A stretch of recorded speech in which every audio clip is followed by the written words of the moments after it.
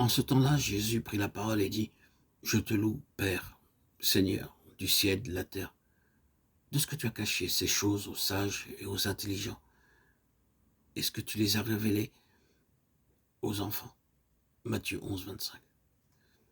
Les trois premières choses de ces 8 choses nouvelles sont un cœur nouveau, une nouvelle conscience, une nouvelle nature. Nous recevons une nouvelle sagesse. Or, c'est par lui que vous êtes en Jésus-Christ et qui, par la volonté de Dieu, a été fait pour nous sagesse, justice, sanctification et rédemption. 1 Corinthiens 1, 30. Nous recevons une sagesse céleste pour comprendre les mystères célestes. Les choses célestes ne peuvent être connues que par une sagesse céleste. Mais l'homme naturel ne reçoit pas les choses de l'Esprit de Dieu, car elles sont une folie pour lui, et il ne peut les connaître, parce que c'est spirituellement qu'on en juge. 1 Corinthiens 2, 14. Cinquièmement, nous avons un nouveau cantique dans notre bouche. Il m'a retiré de la fosse de destruction du fond de la boue, et il a dressé mes pieds sur le roc. Il a affermi mes pas. Il a mis dans ma bouche un cantique nouveau, une louange à notre Dieu. Beaucoup l'ont vu et ont eu de la crainte, et ils se sont confiés en l'Éternel. Psaume 40, 3, 4.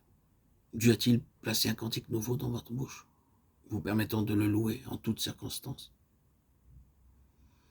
La sixième chose nouvelle est une nouvelle beauté, une beauté qui ne vient pas de ce que nous portons, des vêtements mondains.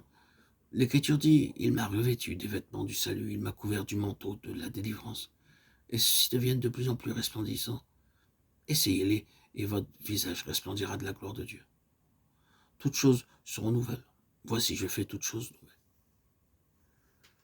Mais nous attendons selon sa promesse de nouveaux cieux et une nouvelle terre où la justice habitera. 2 Pierre 3, 13. Il nous donne une nouvelle parenté. C'est la septième chose nouvelle. Mais Jésus répondit à celui qui le lui disait, « Qui est ma mère, qui sont mes frères ?» Puis étendant la main sur ses disciples, il dit, « Voici ma mère et mes frères, car quiconque fait la volonté de mon Père qui est dans les cieux, celui-là est mon frère et ma sœur et ma mère. » Matthieu 12, 48, 50.